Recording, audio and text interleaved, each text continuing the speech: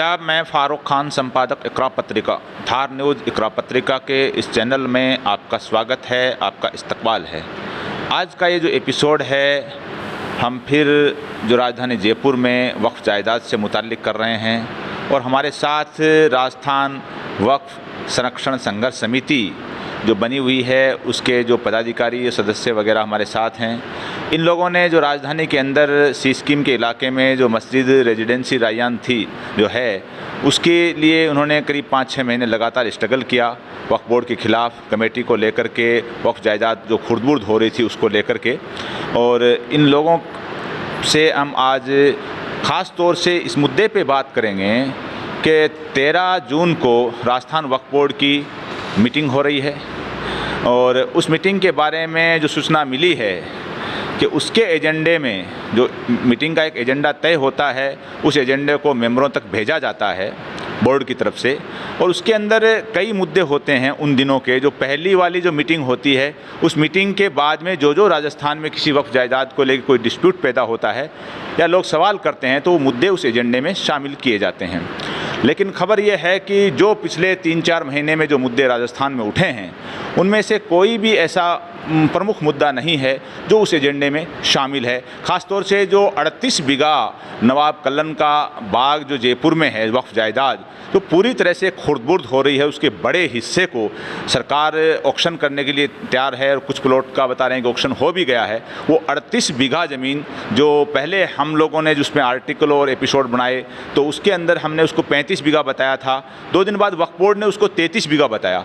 लेकिन अब खबर ये मिली है कि गजट है, उस गजट के अंदर उसको 38 बीघा माना है।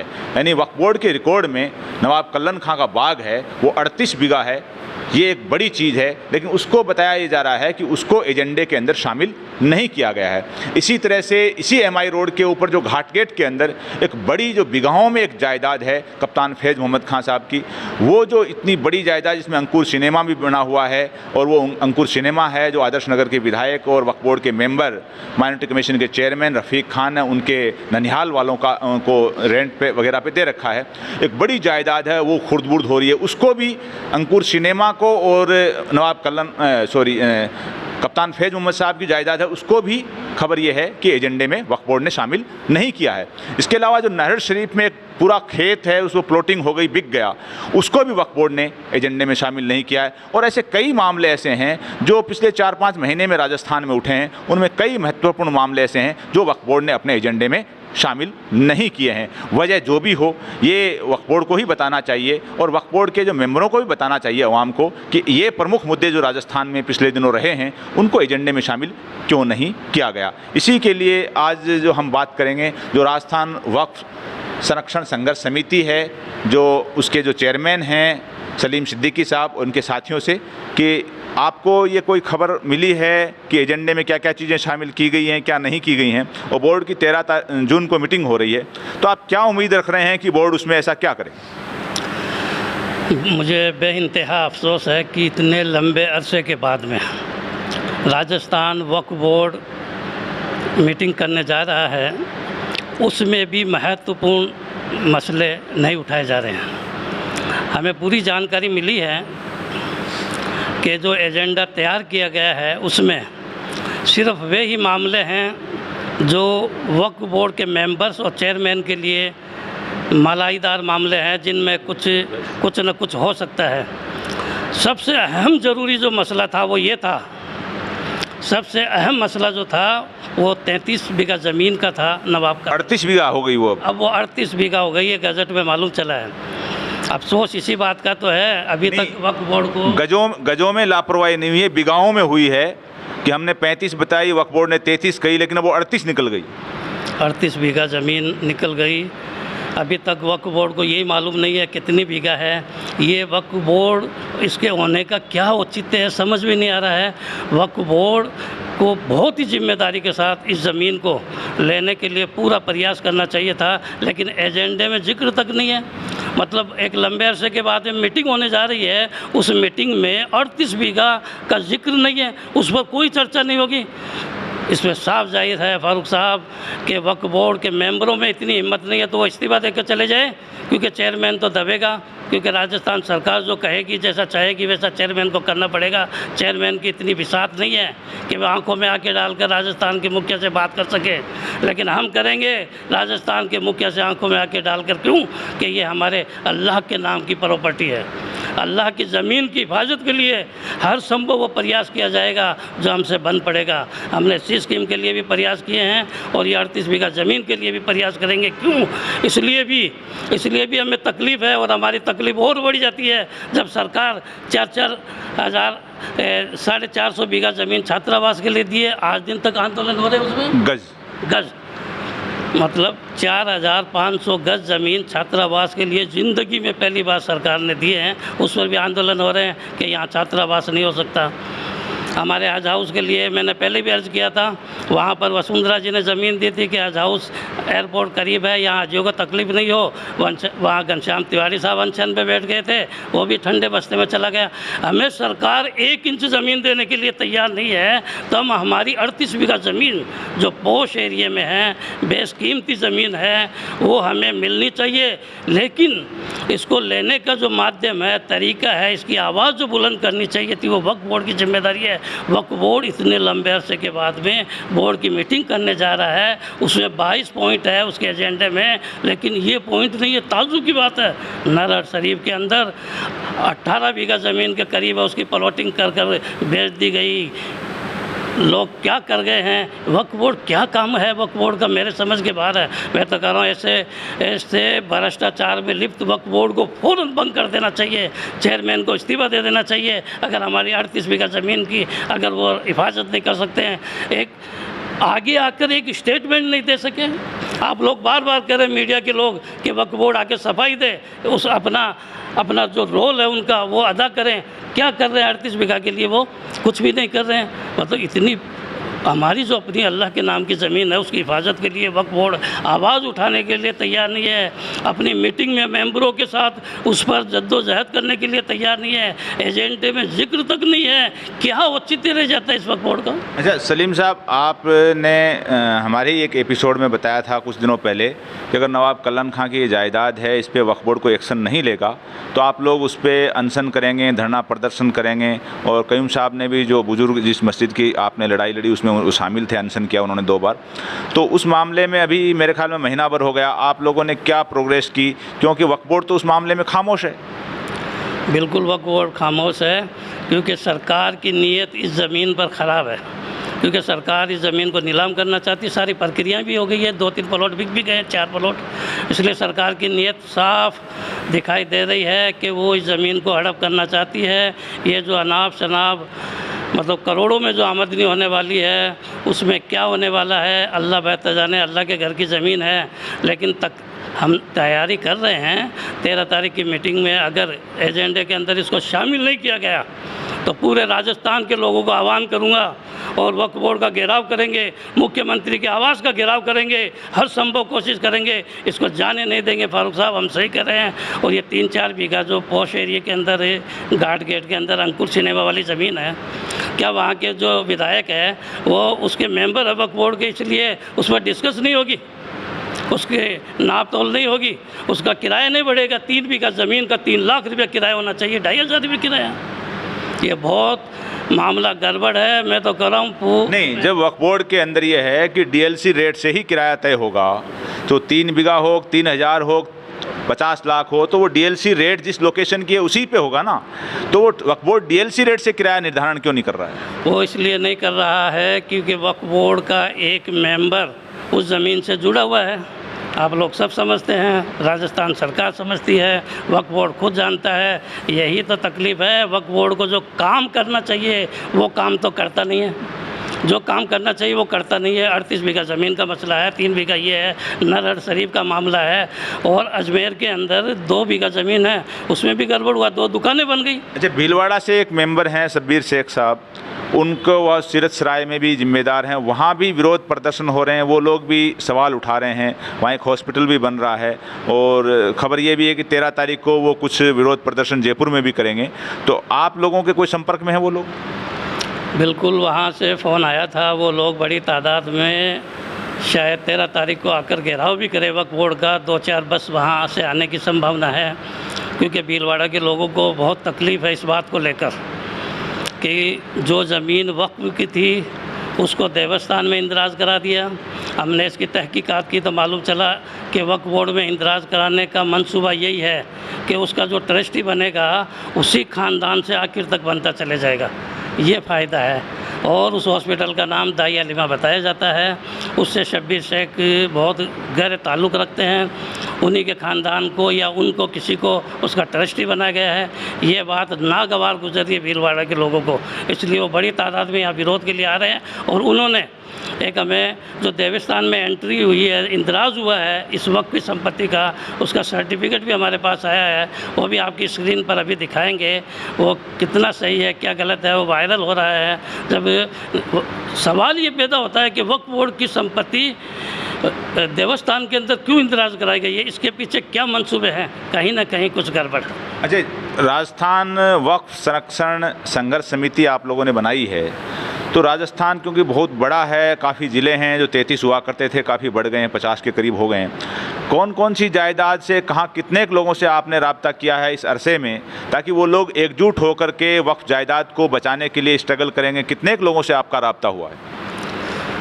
आपके चैनल के माध्यम से बता दूं, इतनी फाइलें राजस्थान से, इतने मामले आ चुके हैं, कम से कम 40-50 फाइलें और उनके प्रकरण लेकर मैं राजस्थान सरकार को नहीं दूंगा, क्योंकि राजस्थान सरकार ने अभी तक वक्फ चेयरमैन पर कोई कार्रवाई नहीं की है, जबकि वो नीचे तक आखिरी पायदान तक भ्रष्टाचार में लिप्त है। तो क्या इस भ्रष्टाचार की कोई एसीबी से किसी और से जांच हो? एसीबी यही कहने वाला था, एसीबी के अंदर मैं ये फाइलें लेकर जाऊंगा, तमाम चीज़ों की जांच होगी, भीलवाड़ा वाले दाई हलीमा की भी जांच होगी, और वो ये जो घाट गेट पर जो है इसके बारे में बताया जाएगा। और इसके अलावा ये जो 38 बीघा ज़मीन है, इसमें क्या लेन देन हो रहा है, कौन कौन लोग जुड़े हुए हैं, कौन कौन से डिपार्टमेंट के लोग जुड़े हुए हैं, जेडीए का क्या ताल्लुक़ है वक्फ की संपत्ति से, और हाउसिंग बोर्ड का क्या ताल्लुक़ है, ये सब बातों की जब परत दर परत जांच होगी, ईडी जांच करेगी, एसीबी जांच करेगी, और जब ये काले कारनामे सामने आएंगे राजस्थान सरकार भी बेनकाब होगी, क्योंकि ये वक्फ अल्लाह है, अल्लाह की ज़मीन है, इसकी हिफाजत के लिए जान भी देनी पड़ी तो देंगे क्यों? सरकार हमें 1 इंच हमारे इदारों के लिए नहीं। हमारी माँ बहनें बेउर्मती हो रही है, जनाना अस्पताल में बरामदों में डिलीवरी के टाइम पटक देते हैं। हमारे पॉश एरिया में एक हमारा अस्पताल भी होना चाहिए, मायारी हमारे बच्चों के लिए स्कूल भी होना चाहिए, न कोई एजुकेशन इंस्टीट्यूट है, न यूनिवर्सिटी है। इतना बड़ा जयपुर शहर दुनिया के नक्शे में उभर रहा है जयपुर। आज उस जयपुर में माइनॉरिटीज़ के लिए कोई छात्रावास का सवाल पैदा होता है तो विरोध हो जाता है, कोई कॉलेज यूनिवर्सिटी बनाने की बात होती है तो विरोध हो जाता है। 1 इंच ज़मीन नहीं तो फिर हम हमारी वक्फ की संपत्ति क्यों देंगे इनको? आप बताइए सब। ये जो एक बड़ी चीज़ है कि जो 13 तारीख को राजस्थान वक्फ बोर्ड की काफ़ी अरसे बाद जो मीटिंग हो रही है, उसके अंदर ये महत्वपूर्ण मुद्दे बताए जा रहे हैं कि एजेंडे में शामिल नहीं किए गए हैं। और वक्फ बोर्ड के जो चेयरमैन हैं डॉक्टर खानू खां बुधवाली हैं, और आदर्श नगर के विधायक हैं रफ़ीक खान, जो विधायक कोटे से वक्फ बोर्ड के अंदर मेंबर हैं, माइनॉरिटी कमीशन के चेयरमैन भी हैं राजस्थान के अंदर। इसके अलावा जो बार कौंसिल कोटे से एडवोकेट शाहिद हसन हैं वो मेंबर हैं। मुतवल्ली कोटे से जो चुनाव जीत करके आए हुए 2 मेंबर हैं, उसमें शरवार शरीफ के जो मुतवल्ली हैं यूसुफ खान हैं, और शिरत सराय भीलवाड़ा से शब्बीर शेख हैं। इसके अलावा 2 जो ख़वातीन महिलाएं जो मौलवी कोटे से, आलिम कोटे से वक्फ बोर्ड के अंदर मेंबर हैं। आरएस यानी प्रशासनिक अधिकारी के कोटे से असलम शेर खां जो आरएस अधिकारी हैं वो वक्फ बोर्ड के अंदर मेंबर हैं। और इस तरह से जो ये वक्फ बोर्ड के अंदर मेंबर हैं, और सांसद कोटे से पूर्व राज्यसभा सांसद अस्कली टाक हैं वो मेंबर हैं। इस तरह से ये 9 मेंबर हैं चेयरमैन समेत, जिनकी जिम्मेदारी होती है, और ये बात मैंने कई बार कहा है, एक बार फिर मैं दोहरा रहा हूँ कि इन 9 लोगों की एक जिम्मेदारी होती है कि वक्फ जायदाद की हिफाजत करें, वक्फ जायदाद अगर खुर्द-बुर्द हो रही हैं तो उनको बचाएं और वक्फ जायदाद का डेवलपमेंट करें।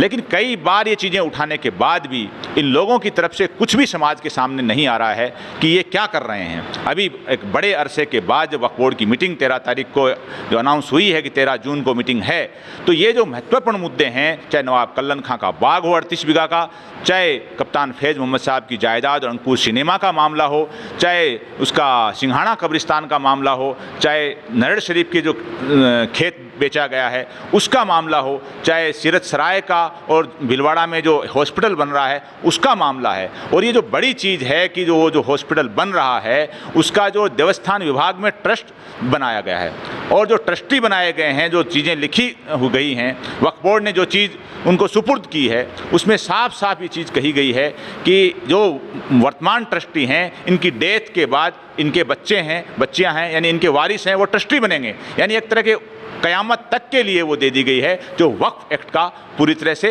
उल्लंघन है, खुलेआम वक्फ एक्ट है, उसकी धज्जियां उड़ाई गई हैं।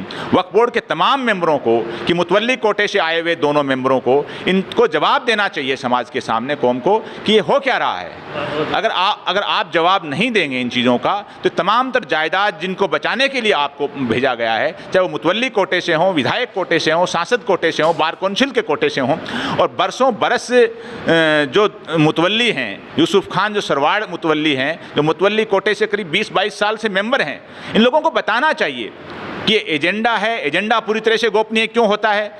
जब ऐसी कोई चीज़ें नहीं हैं तो एजेंडा बनने के बाद एजेंडा भी समाज के सामने सार्वजनिक होना चाहिए। एजेंडे के बाद में भी बताया जाना चाहिए कि मीटिंग के अंदर क्या हुआ। लेकिन वक्फ बोर्ड में एक पूरी तरह से एक ढुलमुल पॉलिसी रहती है।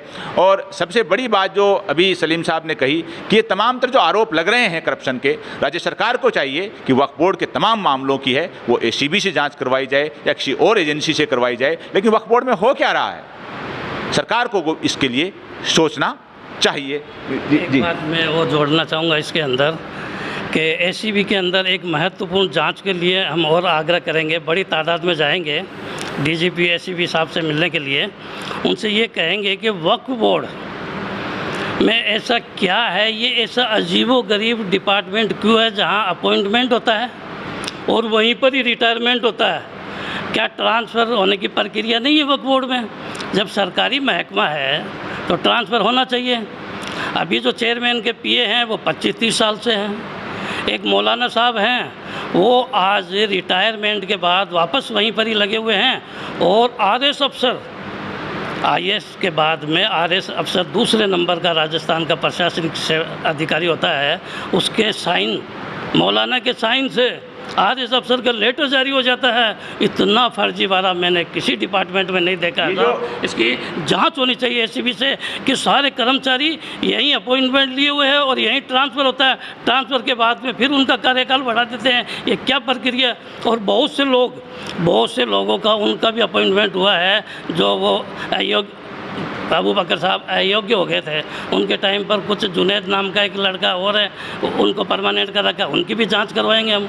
ये तमाम जांचें होगी। ये जो बात एक बड़ी बात कर रहे हैं कि वक्फ बोर्ड के अंदर जो कर्मचारी होते हैं वो वहीं सर्विस लगते हैं और वहीं से रिटायर हो जाते हैं, और रिटायर होने के बाद में भी वो फिर दोबारा नौकरी पे लग जाते हैं। और ऐसे कई लोग हैं जो बरसों बरस से वहाँ जमे हुए हैं। उनके ट्रांसफ़र के नाम पे भी कुछ लोगों को ज़रूर कहीं जोधपुर या अजमेर या कोटा कुछ मोटी मोटी जगह भेजा जाता है, लेकिन अधिकतर कर्मचारी हैं वो वहीं के वहीं, सिवाय CO और संपदा अधिकारी के अलावा कोई भी कर्मचारी अधिकारी है वो वक्फ बोर्ड से बाहर नहीं जाता है। कोई इक्के दुक्के हैं वो जाते हैं और उनकी किसी प्रकरण की कभी कोई जांच नहीं होती है। उन पे जो आरोप ये सबसे बड़ा लगा रहे हैं जो कि इन लोगों की जांच होनी चाहिए, ये कर्मचारी क्या कर रहे हैं, बरसों बरस से एक जगह जमे हुए हैं, रिटायर होने के बाद फिर आ जाते हैं इसी वक्फ बोर्ड के अंदर। ऐसा इस वक्फ बोर्ड में है क्या?